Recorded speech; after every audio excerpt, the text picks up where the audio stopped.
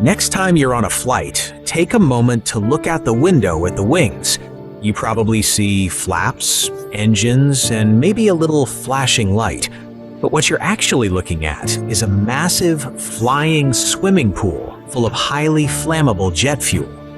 For decades, aviation engineers have quietly tucked thousands of gallons of fuel right inside the wings. A Boeing 777, for instance, holds over 45,000 gallons of fuel, and almost all of it is stored in the wings. But why? Why not in the belly of the plane or the tail? First, let's talk about the simplest reason: space.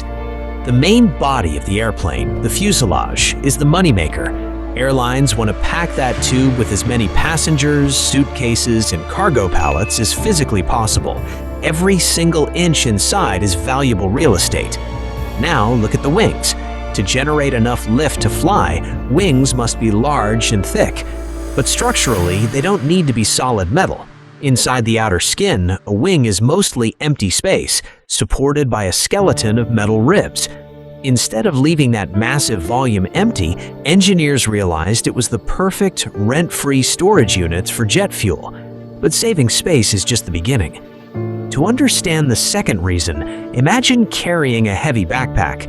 If someone suddenly removed 30 pounds from it while you were walking, you'd probably stumble backward. Airplanes face a similar problem.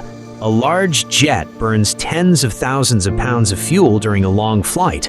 If all that heavy fuel was stored in the front or the back of the fuselage, the plane's center of gravity would drastically shift as the fuel was consumed. The nose of the plane would pitch up or down dangerously. But the wings are perfectly aligned with the airplane's center of lift. By storing fuel there, the weight sits exactly where the airplane is supported by the air. As the fuel burns off, the plane gets lighter overall, but its critical point of balance remains perfectly stable. Here is where the engineering gets truly brilliant. Think about what happens when a plane takes off. The wings are generating massive amounts of lift pushing upward. Meanwhile, the heavy fuselage full of passengers and cargo is pulling downward. This opposing force creates intense stress right where the wing meets the body of the plane. If the wings were completely empty, they would bend upward dramatically under the pressure, putting immense, dangerous strain on the metal. So, how do engineers solve this? By filling the wings with heavy fuel. The weight of the fuel inside the wing pushes down, actively fighting the upward force of the lift.